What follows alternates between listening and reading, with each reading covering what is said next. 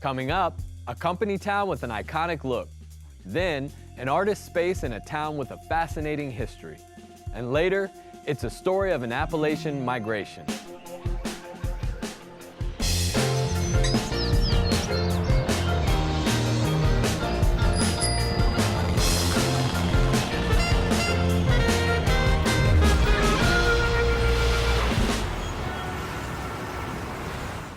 Support for Columbus Neighborhoods is provided by American Electric Power is proud to sponsor WOSU Public Media Columbus Neighborhoods. Working together with our communities, we're committed to powering a bright, boundless future for us all. At Ohio Health, we believe it's important to have a healthy understanding of the world around you. That's why we're proud sponsors of WOSU Public Media and their work to educate, entertain, and inspire the people we serve. Bailey Cavalieri, your relationship with your law firm doesn't need to be complicated, it just needs to be right. And by viewers like you. Thank you.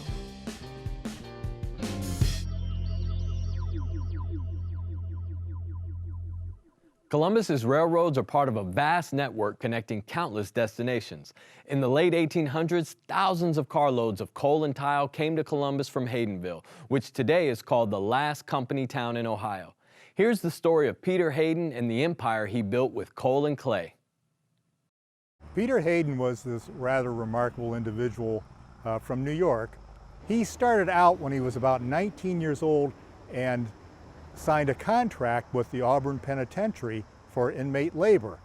And what he did is he created a saddlery within the walls of the prison, using the inmates to create the hardware for the saddles. And he also made hand tools. He did that for about 9 years or so, and for some reason he decided to come to Columbus. He struck a deal with the Ohio Penitentiary to use inmate labor to create another saddlery and another company making hand tools. At some point, he decided he needed coal, and he was drawn to this area.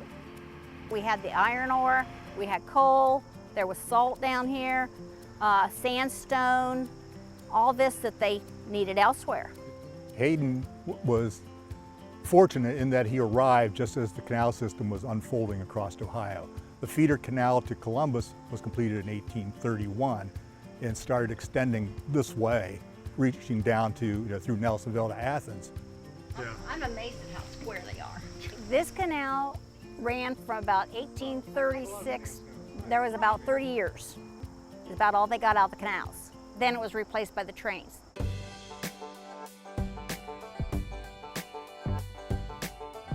Haydenville is one of the little cities of black diamonds, and they were called that because they were developed around coal mining. Coal was discovered in the Hocking Valley as early as 1755. The interesting thing about when he came here and found the coal was he also found really rich deposits of clay.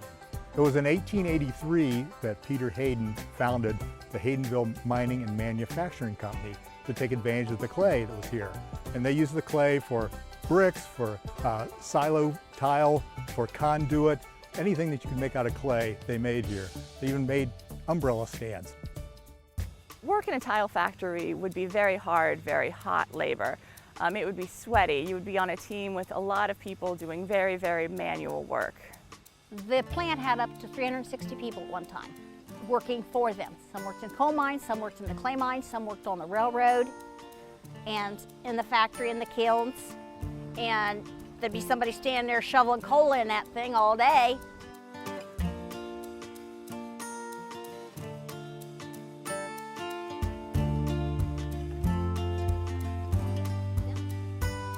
The thing about having this manufacturing operation here is that you needed housing for your people. And he had this idea of creating a model community. And he ended up building all of these houses out of products that came out of his plant. They're built out of brick, tile, sewer pipes. Being in a company town means everything is owned by the company. The community, the homes, all your needs are met by the company. So in a company town, since the company owns the land and owns the houses, for the most part they're going to be very similar. Housing would be assigned most likely by the company, so different families of different sizes might be able to sort of argue their way into something more unique, something a little bit bigger if they needed it. Also, supervisors might be entitled to a larger house, more space, more of a yard. Yeah, I particularly like these because they have more decorative features than the straight row houses do. You see they've got arched windows and arched doors, whereas the row houses don't. But the sewer pipe, which say sewer Gothic, as it was called, makes it really stand out. I assume that these were for some of the higher people in the company. So there's just a group of them along here. There used to be 5 of them. Behind me is a really unique church. It's the Haydenville Church, built out of the Haydenville tile. So that's going to be all local clay that you see there, making the really beautiful designs.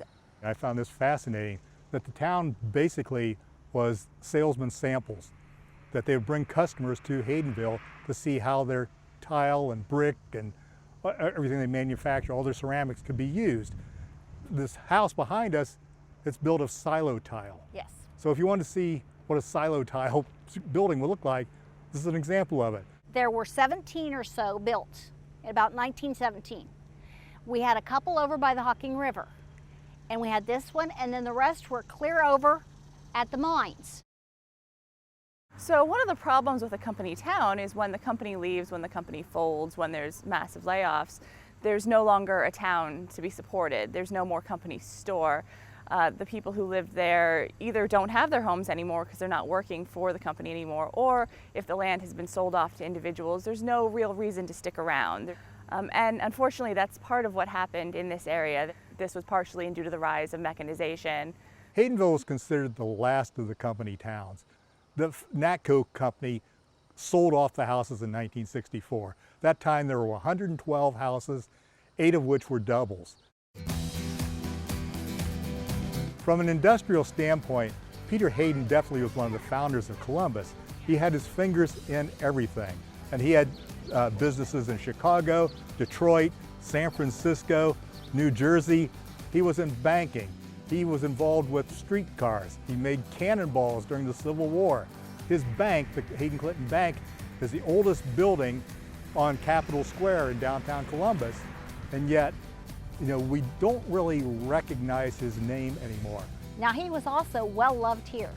He was very good to his people, and for a good, hard day's work, he gave them a good living. The inscription on this beautiful window, which was dedicated to Peter Hayden, reads, "So he fed them according to the integrity of his heart and guided them by the skillfulness of his hands." I think that really is kind of a testament to the legacy of Peter Hayden in this community. So I think the legacy of Peter Hayden is alive and well in the people who are still in these towns. As we were researching the book, we met a lot of people who are really devoted to this area. Maybe their grandfathers or great-grandfathers worked here, their families from here, they love it here. Plaque. National Register plaque. Towns like this really need something new to come in. Tourism, I think, could be wonderful in this area. It's a gorgeous area. So what Haydenville really needs is another woman or man like Peter Hayden, someone who sees the potential value, sees what could happen here, and then really makes it happen.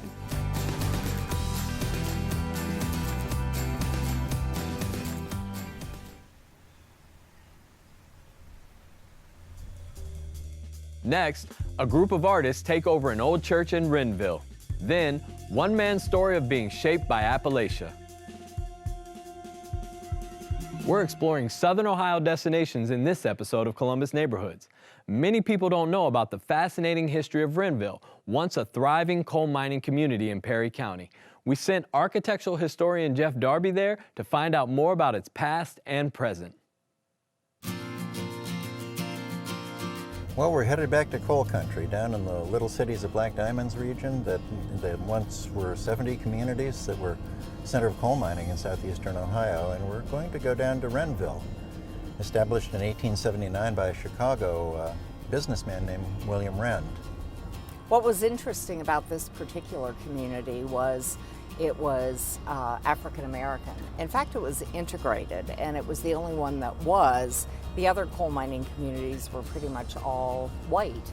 And this particular mine owner was willing to hire African Americans, and that was kind of unusual at the time. And very tiny little town now, a very small population, but at one time, I think maybe there were about 1,000 people that lived here. So it's always interesting to visit this region, which was so important during the Industrial Revolution and really the mining that fueled Ohio becoming one of the major industrial states. Let's go have a look.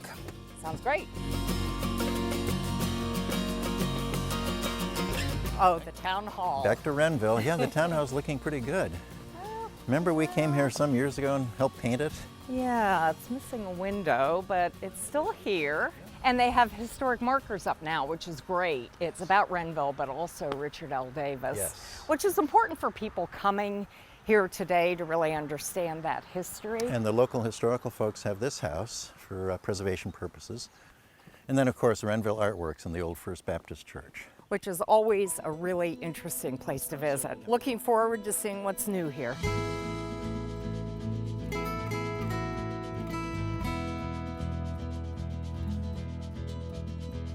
Hi, Katie. Happy to meet you. You too. I'm Nancy. Hi, Nancy. Hi, I'm Jeff. Hi, Jeff. Good to see you. This beautiful historic church.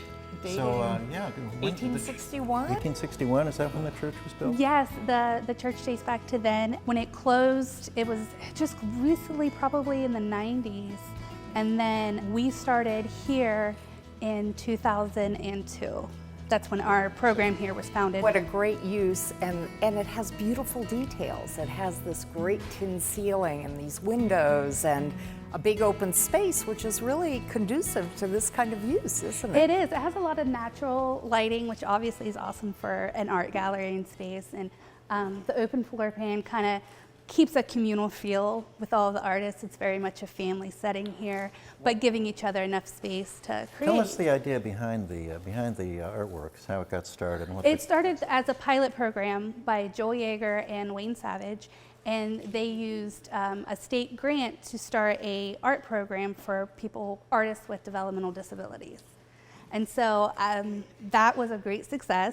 And so out of that became Renville Artworks. And so we purchased the building, and Joel Yeager and Wayne did a lot of the remodeling and turned it in, to a footprint of what you see So you have a space that's perfect for what you have, which makes it permanent. So you went from a pilot project to this wonderful place for many years. It really gives us, a really strong connection to the community, to Renville's history. We participate in the Renville Emancipation Day. Yes. Every year we're open.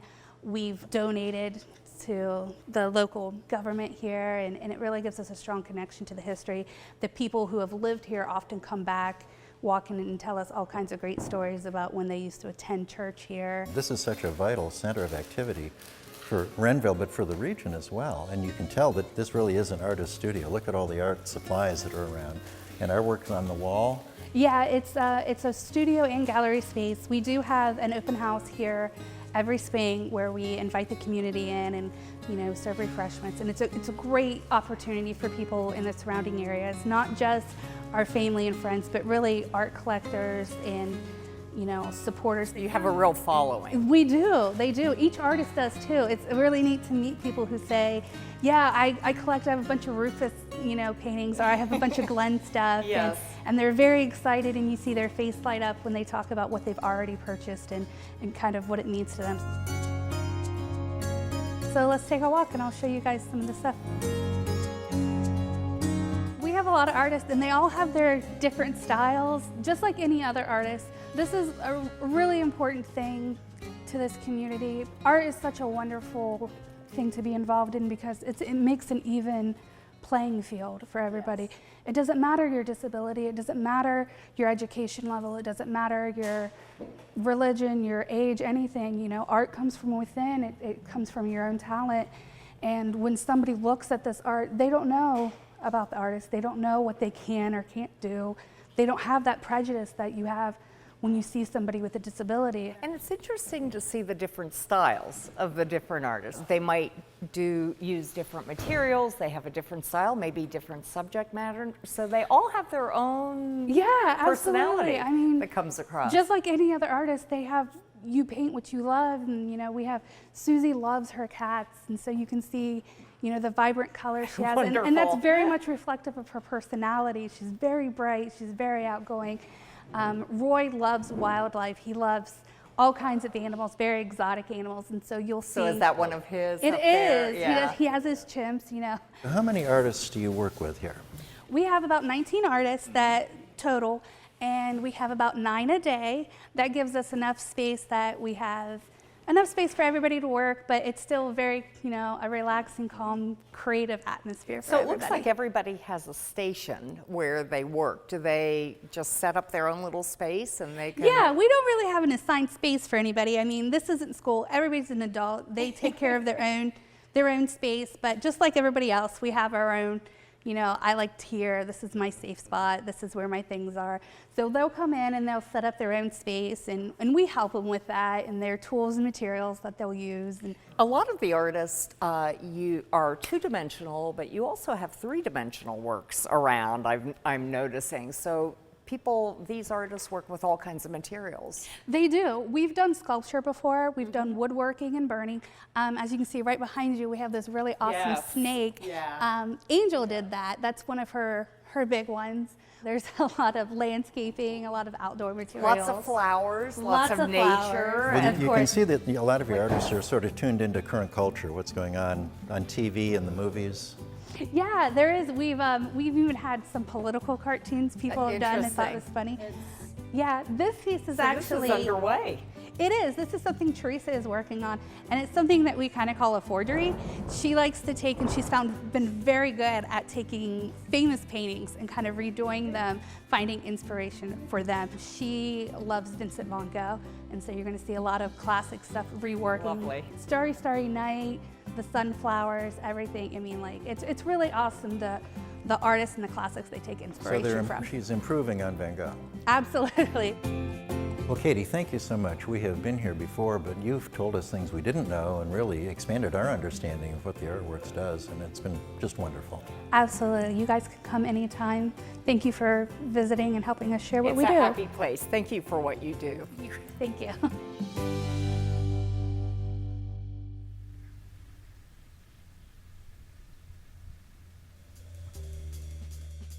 Next, a story out of Appalachia. And then, exploring the origins of Circleville. The Appalachian migration to Columbus is a story of strong families and hard work. They came to Columbus because of the factories on the south side.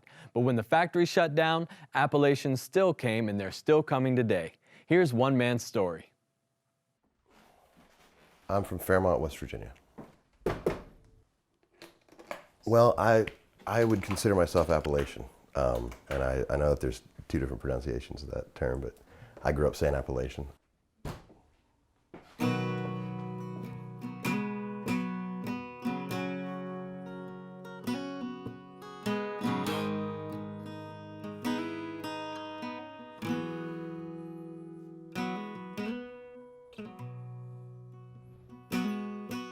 Yeah, my father's side of the family came over from Italy and immediately went to work in the mines. My great-grandfather ended up actually having his own coal mine called Sandposter Coal. He had worked for the company for a while and somehow squirreled away enough money to buy the mineral rights to his property. And he and his boys, his 4 sons, worked that mine for years. And my grandfather went into the mines and was part of the number 9 explosions, both in '54 and in '68. And then my father, 3 years after the last number 9 disaster, went into the mines in '71, and he worked 37 years for Consolidated Coal.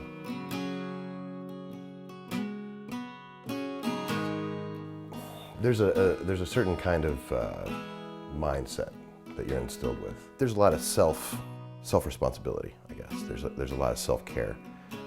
Basically, it's almost like a pioneering kind of a thing. There are very few people in that area. I live in a city now that outnumbers the state that I left in population. And it took a couple of years to kind of adjust to that, just the overwhelming number of people, you know, and the scale of everything.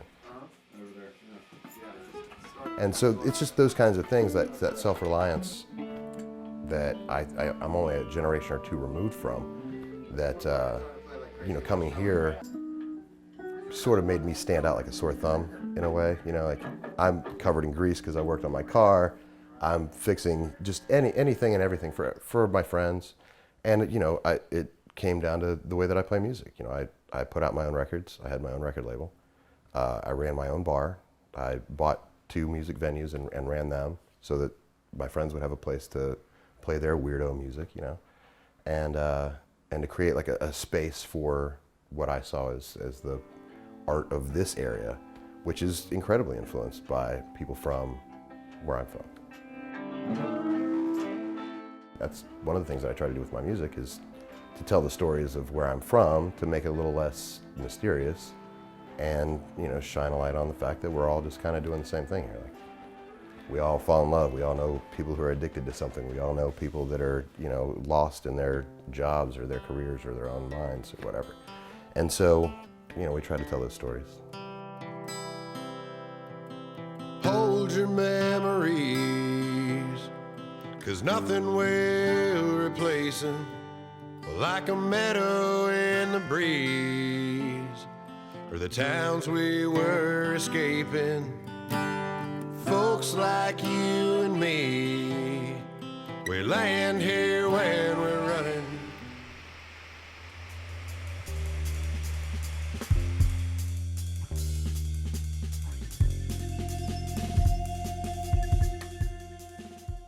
Curious C-Bus is WOSU's project where you submit your questions about our region, its people, or its history, and we assign a reporter or producer to investigate it. Today's question comes from Cassandra Welch. She asks, is it true that Circleville used to be called Round Town because it was built on ancient Hopewell Indian ground? And is that why some of the streets are at certain angles? Well, that's really 3 questions. So let's start with, was Circleville built on a Hopewell site? Now, Ohio is home to many ceremonial earthworks of the Hopewell culture, built around 2,000 years ago. Some of the best remaining examples are in Newark and Chillicothe. Back in 1810, Pickaway County was established and the search began for a location for the county seat. The site that was selected housed a circular earthwork just east of the Scioto River. The circle was over 1,000 feet across with a wall of earth about 20 feet high. Settlers decided to preserve the circular shape, placing their courthouse at the center of the circle and laying out roads and plots of land in concentric circles around it. So that's how Circleville got its name. Now, is it true that Circleville used to be called Round Town? Yes. Darlene Weaver, volunteer director of the Pickaway County Historical and Genealogical Library, told me that although Circleville was never officially called Round Town, it is a nickname that some have used for the city over the years. And the last part of Cassandra's question, do the ancient earthworks explain why some streets are at certain angles? Well, present-day citizens of Circleville will know that those circular streets are long gone. In 1837, the Ohio General Assembly authorized the redesign of the city into a more traditional grid pattern. Historical accounts indicate that citizens had complaints about the city's layout, but also point out that there was a fair amount of money to be made by creating square lots and reselling them. Over a 20-year period, the Circleville Squaring Company acquired and reshaped the city. By 1856, the redevelopment had leveled nearly all of the Hopewell earthworks. The courthouse, which once stood at the center of the circle, was removed.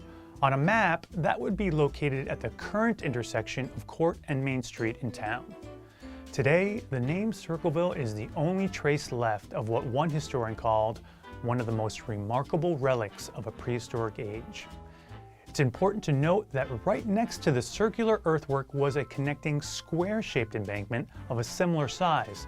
So, if things had worked out just a little bit differently, we might be talking about Squaresville today.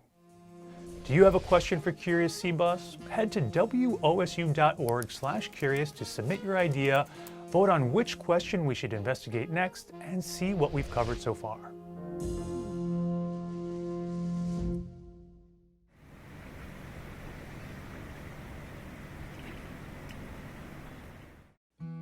Thanks for being with us, and remember you can catch all our episodes on columbusneighborhoods.org, plus see our stories on the WOSU mobile app. And you can follow us on Facebook, Twitter, and Instagram. We'll see you back here next week on Columbus Neighborhoods.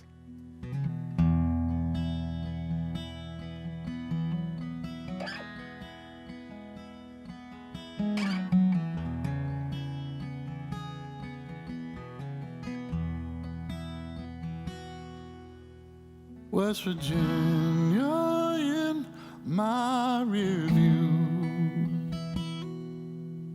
getting smaller by the mile, and so the hills, I don't know how they got the best of me.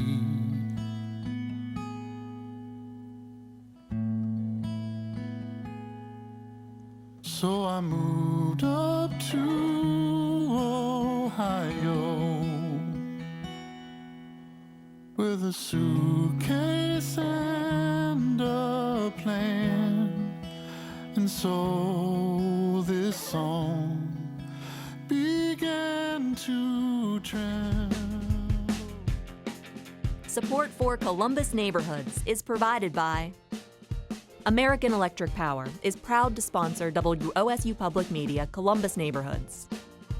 Working together with our communities, we're committed to powering a bright, boundless future for us all. At Ohio Health, we believe it's important to have a healthy understanding of the world around you. That's why we're proud sponsors of WOSU Public Media and their work to educate, entertain, and inspire the people we serve. Bailey Cavalieri, your relationship with your law firm doesn't need to be complicated, it just needs to be right. And by viewers like you. Thank you.